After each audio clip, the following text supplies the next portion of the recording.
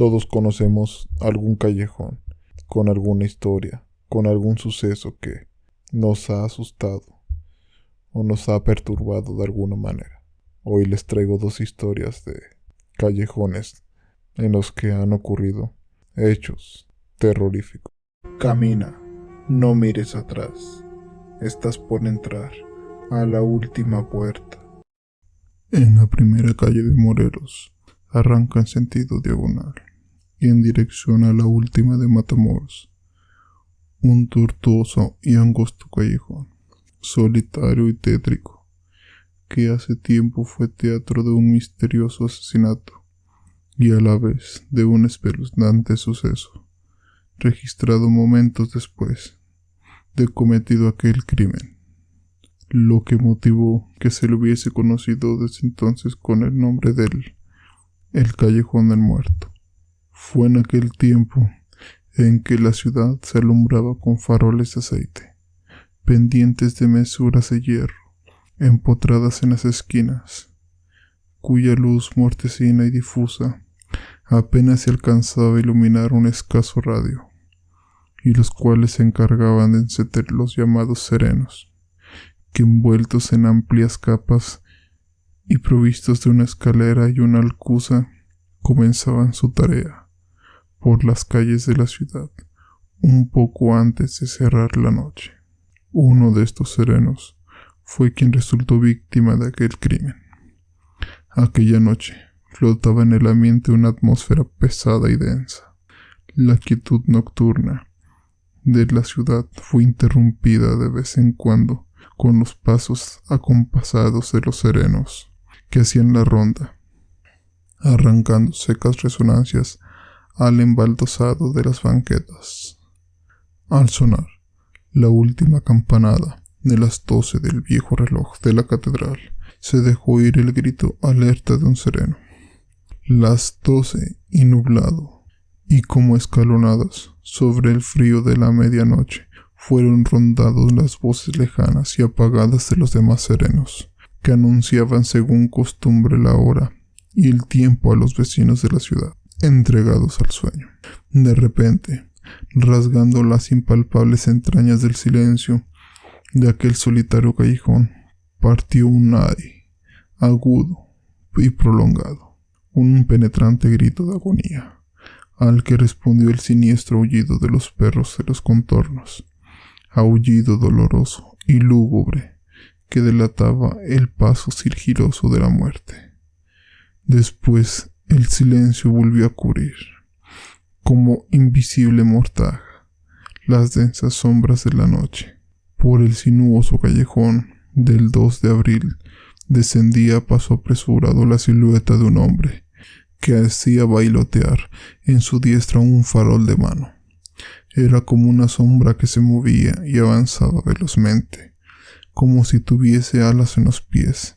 Parecía no andar, sino deslizarse sobre el suelo, silenciosamente, sin el más leve rumor que delatara sus pisadas.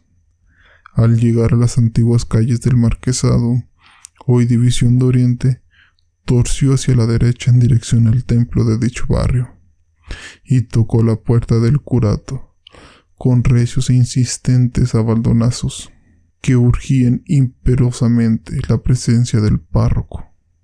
Después de un rato de estar llamando, fuerte y reiteradamente, el cura apareció en el umbral. «Vamos, hijo. ¿Qué pasa? ¿Qué te sucede?» «Disculpe su merced lo intempestivo de la hora. En uno de los callejones atrás de la Soledad ha sido apuñalado un hombre y requiere su confesión». «¿Cómo? ¿Y no se te ocurrió recurrir al auxilio del cura de la Soledad o el de San José?» «No, padre. El moribundo quiere que sea su merced quien lo oiga en confesión». «Bien, hijo. Sus motivos tendrá, aunque el tramo es largo y la noche es oscura, como boca de lobo. Vamos, alumbra y guía». A la mitad del callejón, tendido boca arriba, yacía el sereno, moribundo, mostrando tremenda puñalada en mitad del pecho. Era una puñalada de mano maestra, Ahí está, padre. Bueno, toma el farol, que no lo necesito, y retírate a cierta distancia mientras lo confieso. Retirándose su acompañante, el cura se inclinó sobre el moribundo y empezó a confesarlo. Fue una confesión larga y penosa, interrumpida cada rato por los espasmos de la agonía. Mas la necesidad de descansar, su conciencia hacía sobreponerse al moribundo, que al fin pudo terminar su confesión. Después que lo absolvió, el cura se dirigió hacia su acompañante, hallando solo la linterna. Dio voces repetidamente llamándolo, pero nadie respondió. Intrigado por esta circunstancia y picado por la curiosidad de conocer quién era aquel que lo había confesado en tan extrañas condiciones, tomó el farol y volvió sobre sus pasos para examinar al difunto. Fue entonces, al levantar el extremo de la capa con que le había cubierto el rostro, que descubrió que aquel desconocido que ahora yacía cadáver a la mitad del solitario callejón era el mismo que había ido a llamar a la puerta del curato, el mismo que lo había conducido ante su propio cuerpo moribundo. El padre había confesado a un muerto, y el propio muerto lo había guiado a su confesión.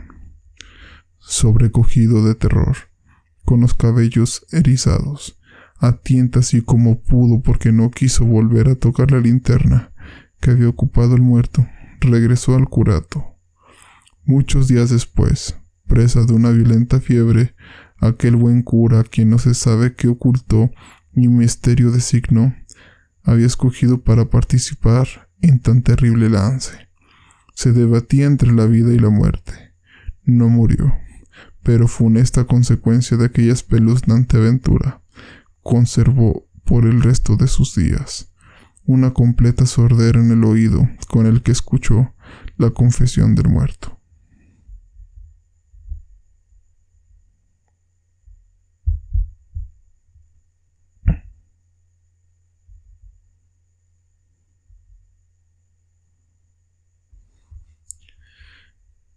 Esta es la segunda historia. Aquella noche, la luna nueva lentamente se ocultaba, robando poco a poco la tenue luz que iluminaba la faz de la tierra. Una luz débil, con escasos brillos de plata, iluminó la majestuosa figura de Raquel, que aguardaba en su balcón, muy cercano al río Lerma, la llegada de su amado, un hombre de apellido Ruiz, que venía todas las noches a verla.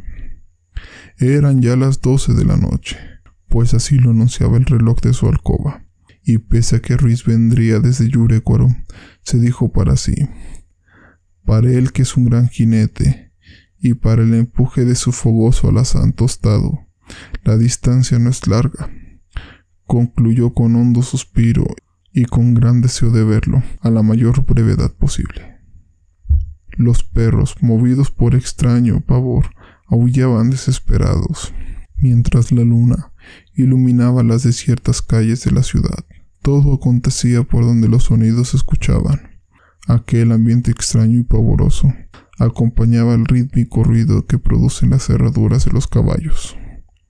A los instantes siguientes apareció por la calle un apuesto jinete, montando en un brioso y fuerte caballo, que prontamente redujo la distancia hasta quedar situado en el balcón de la bella Raquel. Tras esperar unos segundos, se dirigió a la dama, exclamando apasionado: «Adorada Raquel, aquí me tienes. Mucho he tardado, mas escucha por qué, princesa mía». Raquel no lo dejó continuar. Un súbito temor se apoderó de ella, y con palabras que la reflejaban se le refirió a Ruiz al momento mismo, que agregaba: «Veo en tus ojos un miedo que me aterra, y los vagos perfiles de tu rostro se me antoja macabra pesadilla». Sí, la cara de Ruiz reflejaba un aspecto desconocido, algo diabólico y terrible. En su instinto de mujer, algo le decía que aquello no era normal. Por eso fue que, espantada, le pidió a su acompañante se alejara. «Vete, vete, Ruiz, te lo suplico. Quiero rezar, tengo miedo, mucho miedo». La respuesta fue de inaudita furia por parte del apuesto charro, quien determinante sentenció: calla, calla, irme. No, no me iré sin ti. Tú serás mía, mía eternamente. ¿Lo oyes, Raquel? Eternamente. Así lo quiero, y así tendré que ser, pese a los cielos. En ese mismo instante se escucharon los melodiosos sonidos de una guitarra, acompañados de una voz de un hombre. Aquella voz de inmediato fue conocida por Raquel. Era la voz de Ruiz, una voz que enamoraba, entonaba un romántico madrigal. Pero, ¿y quién es su acompañante?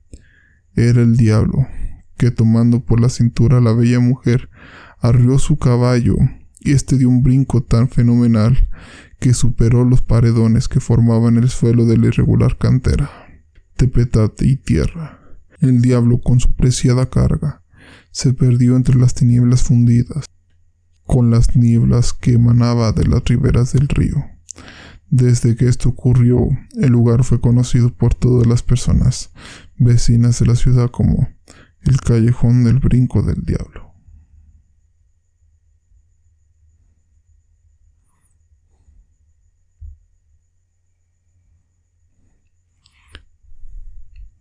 Muchas gracias por quedarse hasta el final. Espero y estas dos historias sean de su agrado.